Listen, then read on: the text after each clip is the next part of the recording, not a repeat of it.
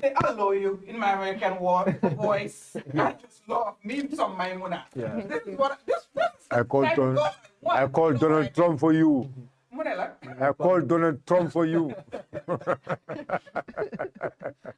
No, honestly, I am really like, I've never spoken to you, Musumala meet or anything else, but of course I know that there is a Maimuna, the only female councillor, at your area council and things like that. But of course, Sunyo Amshubi, and we know, guess we know, we kind of do some little insights about a person and things like that. And the day Jaffe Punga Wahat, a resident of your constituency or your ward, especially those who are not even in the same party with you, and they honestly tell you, oh, you know what? We're not in the same party, possibly support Mokowon or vote Mokowon. Why? So then when it comes to Ligay Berekla, bobu tamit diga mun na ko tam mu ngi def li nga xamne lolu la nit ñi am ci mom. You know what I mean? Daf day jafé nga am lolu, but you get it from, time to time. Bo xamne the person is just talking digante ba yalla, not politics, not partisan thing. It's just a matter of love for wherever the person comes from. And I got that in regards to you, which I say, give it up, Honestly, you are one hell of a strong lady, girl. Jeez. Honestly, Jeez. you are fierce, you're beautiful, and listening to you talk about the issues, it's not about politics, because sunekwane it's about partisan thing. Linga jump wanted yep. All you will sit here and talk about all rosy and dandy, knowing ne di na ngele ka ñankatan bo xamne xorom sa neewu fa. Waye di nga noppi ne nim ne he. Even though malo bu weex rek la, waye di nga ne malo bi safna li te amu dara. I see a lot of people do that. A lot of MPs will come here off camera. They will tell you 1,010,000 things that are not going right. They will say it. But when the camera start rolling, ñu door seen deny. Suñ parti li across the board na. When I say this, I'm not specifically saying about one party. All political parties, everybody, then they fight the interests of the greater good, and they want to defend their parties. They want to put forward the good image of their parties and not accept the realities. And what I see here is different. Yes, you acknowledge, I am a staunch NPP supporter. I affiliate with them. I stood under the NPP ticket. But you know what? These are the challenges you're having. Suma nit ñima votal yakarma ñu ko janku wantel, and that's what you are advocating for. And it's like the party had, I'll put it over there, it's all about my people. It's all about suma guy, suma nit ñi ñima yakar ñima li. And that's what everybody should do. And you sitting here and what you have demonstrated, pour man lo xamne ñu bari dañ ci wara janga. Man impress na ma. Te jangé na ci lu bari. Du ne xawmako. And everybody else watching out there, especially when you are in nominated elected position, in any official position that you're supposed to serve the people. Oh God, you need to learn from this wonderful, formidable, fierce lady sitting here to show me I can support. But when it comes to the truth, I don't see color, I don't see individual, I don't see gender, I don't see nothing but the people. You have attested and showed me you are submerged in the service of the people that elected you. And lolu la muna neka, and lolu mo de neka sa force, lolu mo de neka sa weruway, lolu mo de neka sa dole. Dole yakar ci ken xam nga ne ñi la elect, at least gis nañ ne yaa ngi def ling leen santa. A place like Nyamina, man, honestly, when I saw ne ñom they crossing ndox bobu nonu di dem from one place to another. Somebody talked about the fatalities that are happened there. But yet still you have an MP, like you say, regardless of all that is happening, they will still go and face nit ñi campagne waxat len yu reuy te dinañ len electat ñu yobul len fofu. First and foremost, man dama fi nek yow li nga defut ak jankuwante yu nga ñëwa taxaw di campagne ci ne ñaka jom la. Ak ñaka jom la ak ñaka gatché. Man rusna yenay ma wax ne dama ko def defuma ko ma dellusiwaat pour wane suma kanam. Yéna san te fekk la ma wax dinaa ko def defuma ko dinaa russa pour ñu laaj ma ko wan ñàkk jom la ak ñàkk gàcce seen boppa tout nit ñi tam ñoo war a ne li olof de wax ne suma boppa ma la gënal du ne bañ naa la nit ñi ñoo war a njëkk a bugga seen boppa xam ne dañ elloo yoon dañ ko elloo it's their right. Is their fundamental right. Yoon bu baax is their fundamental right. Ndox bu set is their fundamental right. Healthcare equipped. Boo xam ne saa yoo fa demee you will meet doctors and nurses that are going to diagnose you and prescribe. Even su nga joxutee garab sax war nañ laa bindal loo xam ne boo demee si the next pharmacy nga génne xaalis nga jënd ko di nga am tane o nga am wér bu yaram. It's their fundamental right as human being. It's guaranteed by the Constitution. They should not be begging. It should be given to them. No matter how much the revenue or the taxes are meager there, but there is enough to be done there that lii yëpp dañ ko war a am understand nga li ñu war a am ni it's not taxes that is even supposed to give in today it's supposed to be central government that is supposed to do certain basic things yoo xam ne joolu waru leen koo jooy then li ci des yéen ngeen xosulal ko sa ba ngeen lijjante ko ba and thanks to Watson Gambia they're doing amazing things but you know what Watson Gambia the government is a big critic of Watson Gambia.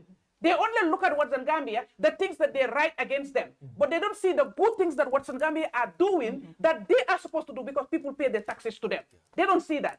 So poor man, it's honestly callousness, it's lack of empathy and sympathy. And you know what? To your councillor, a grown-ass man, like as young as you are, the only woman, I would have expected she'll be protected, she'll be encouraged, she'll be empowered, she'll be pushed to do more so that many other girls in Yamina will see that, you know what, she did it. She got all that support instead of being fought left, right, and center, being tinted as the troublemaker, like Buba will say, everywhere she goes, that's a body trouble. I am so you know what, if it's going to take trouble for your people to get what they deserve, or be the biggest troublemaker. Of course, yeah. You know what I tell my kids? If you want to be a thief, right? You choose to be a thief. Be the best thief ever in the world. Or you better be recorded in the Guinness Book of Record. Be the best in what you're supposed to do. At the end of the day, imagine a leaher for battery, less than 100,000. You are advocating for a $4 million car to be bought for you. You write those things in a road board, understand? Kurung karang. I was telling a friend yesterday, National Assembly member. Some of them send moto in door, because of money that's done area. Imagine kumusta ang moto si life right? Nga jojinal ko anyata moto 12 million la nyata moto 3 million 4 million. 4 million National Assembly members. No, it's 2.5. No, the National Assembly National Assembly member like what was the price? It's 3.8. 3.8 million. Whatever exactly. Moto. Nga jindal ko I think on official documents or the announcements it's 2.5. Yeah. But actually It's most more than people that. say it's not that. Yeah. Oh, okay. So koko da ko ndika jindal cycle. Muy dano ko jog muy burusu di fatay plasta. Dafa luas. You understand? Nga jëndal ko scooter, jëndal ko speed bike before ngay ñëw to karkay be jënd a Prado. But no, you jump all the way to Prado. Naka nga def di ko dal ba pare at the end of the day do xaalisam. Nekkul ne lum liggéey la mu save ko for years. Mu jël ko mu jënd ko moto. You know? So kooku nu ko neex la ko dawale because mu ngi try pour impress. You understand people unnecessarily. Girl, si nga teg sa tànka foofu la. Man yooyee ma ñëw Ñaamina. Okay? If I am able to mun nga change constituency nga comme ning de migrate nga change sa citizenship nekk leneen. If that is possible, I will look into it. I want to come to Ñaamina, girl. And you know what? Nax nañ la, you know, and ning ko waxee, you know, man la fi ka Keba so and things like that. There are certain things, it's beyond Keba so ning Keba dia or Keba, you know, soro. You know, it's about the right. At the end of the day, ku fi dee dañ la sul yow kenn. Wo Keba num la buga su taxawee si baamel bi buñ laa suul dinañ la defa mu ngi toog di jooy bi pare mu delloo la gannaaw du la buga bi nga xam ne dina dugg si baamel bi ñu suul laa moom bi ko dafa bëgg a ñëw taxawa yow ci kanami yàlla pour seedeel la munta nekka soo looy mun a def ndax Keeba la ndax dindingoo la ndax kii la ndax musoo la xalaat si yàlla njëkka lan moo neex yàlla lan la yàlla buga lan la suma nit ñi buga amanke Keeba su soore and fu maa jeexalee rek mooy NPP they are fond of this thing I see and it's not me saying it. We had this meeting, all female candidates, aspirants or whatever for the National Assembly, right? With IRI. IRI and I know them. NDP, UNDP, whatever, you understand? So basically that this thing was, okay, they want to support the female candidates or whatever. And this was the NPP female candidates who were there. What they enjoyed, they complain, understand how they were treated, because almost all of them, right, most of them were forced to give chance to a man that they thought was the winnable candidate. They explained that day. And not only they give chance to the man, they were given forms to sign, right? To say, okay,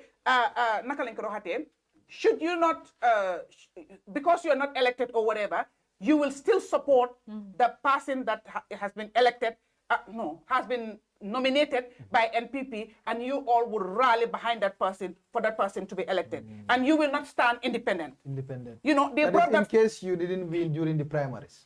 The primary, exactly. You know, some of them did not even go for primaries. They had to tell them to withdraw and allow the poor people to go for primary. Ñom di ko complain for nono. You know, because man might ask the question, okay, so you don't believe you're the better candidate for your people and your people want you. So the party comes and say, no, Nenneh bul taxaw, bàyyi leen buuba mu taxaw. Yow bugulo buuba mu taxaw, and your people are saying, no, buguñ buuba yow taxawal. Okay, bàyyi party bi ñu taxawal buuba on the party ticket. Yow taxawal independent is your right. Nenneh fo na fofu nono, it's not for NPP de. Gambia góor yi ñoo bëgg ñu jigéen ñu romba. waaw ba moom dafa war a tànk si de. Gambia bëgguñ man bu ma taxaw amul luñ waxut. Xale la de waaw nekkoon time yaa jabe man daw choose me over there. Oh yeah. Why bëgguñ jigéen ñi ñu li. And here the most painful story is da nga di dégg comme ñu ngi wane nka ñi musoo soppole man gisuma benn jigéen bu support su benn jigéen mooy ma foundation. Jigéen boobu ñoon amul lu mu defoo si lopitaan yi naxanaa bi mu ray na ma sampal jàkka.